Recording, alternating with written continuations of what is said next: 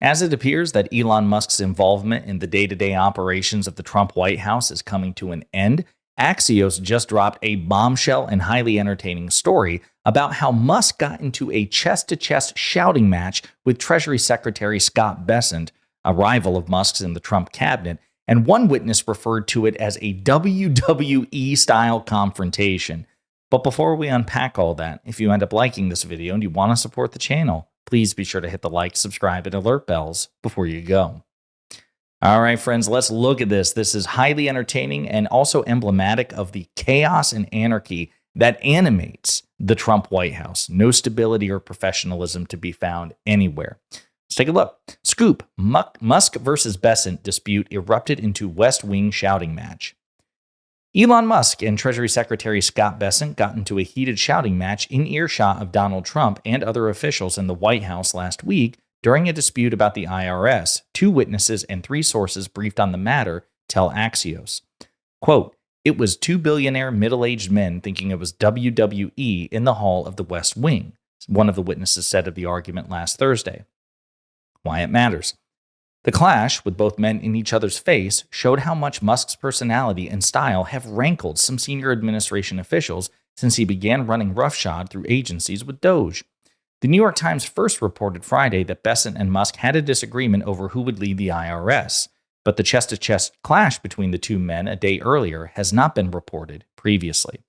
Quote, "They were not physical in the Oval, but the president saw it and then they carried it down the hall, and that's when they did it again," the first witness said. Said a second, quote, "It was quite a scene. It was loud, and I mean loud." Zoom in.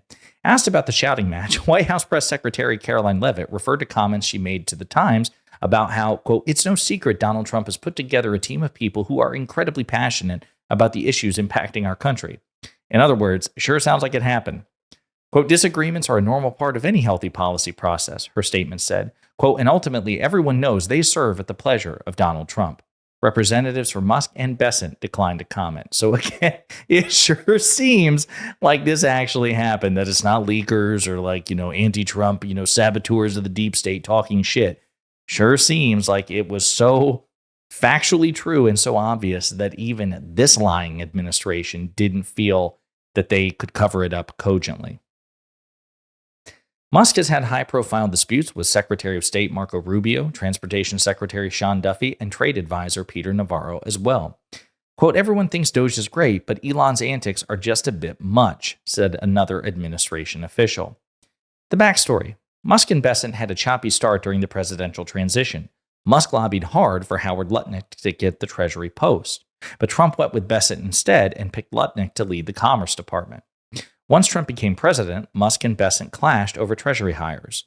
Quote, "It wasn't a fight about right or wrong. It was about control," another administration official said, familiar with the disagreement, said. Quote, the big picture. "The roots of the tension between Musk and Bessent are partly rooted in their personalities. Musk is a move fast and break stuff iconoclastic business leader and social media celebrity. Bessent is a cerebral, reserved financial guru who's much more comfortable explaining markets than being in the news. And if you watch Bessent in interviews, that is abundantly clear." Also, though, to be fair, it's not like Elon Musk is a beacon of charisma either. He is also painfully awkward in public in interviews, or really just any time a camera's on him. So I guess I can't really throw Bessent under the bus there. Or in a dispute with Musk, whom Bessent has praised along with Doge. Quote, "What surprises a lot of people is Scott is so mild-mannered, but he has his limits and he can roar," a Bessent ally who was briefed on the argument said. Quote, "Scott can't stand Musk. Quote, that goes pretty deep and pretty far back, but he's acting like a grown-up about it. So it sure seems like Elon Musk is the real troublemaker here," right? Which I can believe, right? Scott Bessent has his issues, but I don't think it's immaturity. I think he's just, a dishonest person who is serving a dishonest president. But that's pretty much everybody in the Trump administration. Musk's personality deficits are much more profound and much more manifold. Let's continue. The intrigue. The latest trouble between Musk and Bessent began brewing on April 16th when Trump named Gary Shapley, Musk's choice, as acting commissioner of the IRS. Bessent wanted Deputy Treasury Secretary Michael Falkender in the position. Bessent lobbied Trump to install Falkender and fumed that Musk was causing trouble by going behind his back.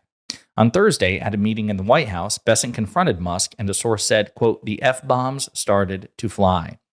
Bessent criticized Musk for overpromising and underdelivering budget cuts with Doge. Musk clapped back by calling Bessent a Soros agent. Because, of course, geez, George Soros, liberal billionaire, catching strays in this because, of course, he is. Musk is obsessed with George Soros. Like, dude, you're like 10 million times wealthier than George Soros. Why are you so obsessed with this guy?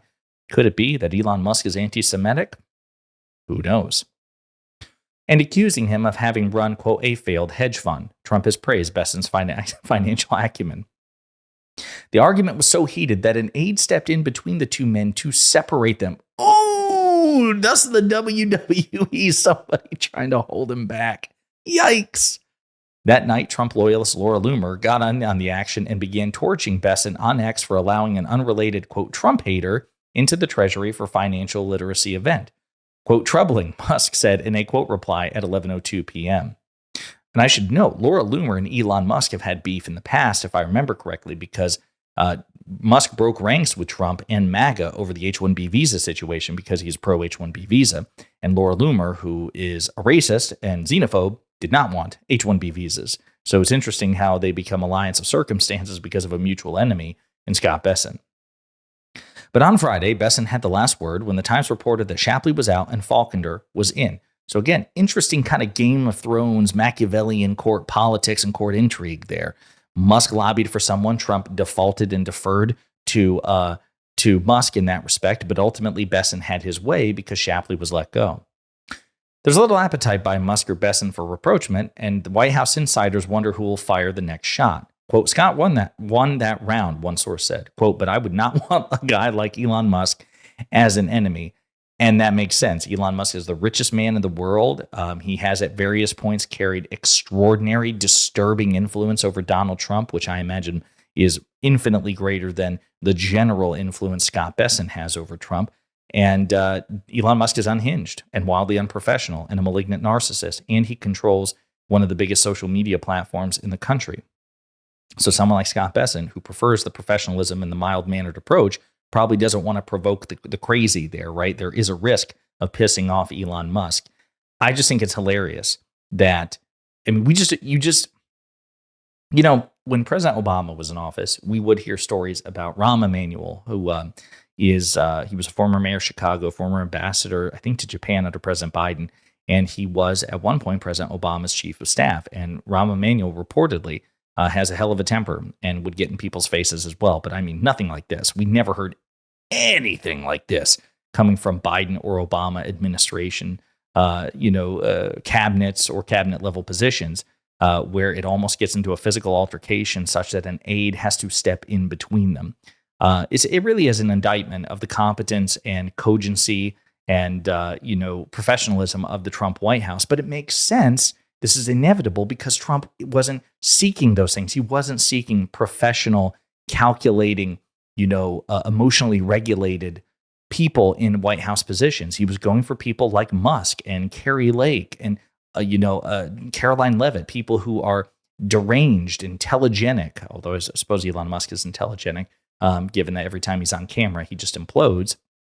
But he's staffing this. Pete Hegseth, a former Fox News host, he's creating this like it's the next round of Celebrity Apprentice, right? His reality TV show. That is how he's running this White House. And so it may look good. It may capture attention on TV. There may be a telegetic aspect to the Trump administration that there's never been under previous administrations. But when it comes to competence and cogency and cohesiveness, none of that is there. And this, potential brawl between the Treasury Secretary and the world's richest man is further indication of that. And I guess when Elon Musk, again, who's reportedly on his way out the door, I guess we're going to see less and less of this. But it makes you wonder what's going to happen and what we're going to learn between now and the end of of Musk's tenure in the Trump White House. Who knows, but we could get some more bombshells indeed. In the meantime, let me know what you think in the comments.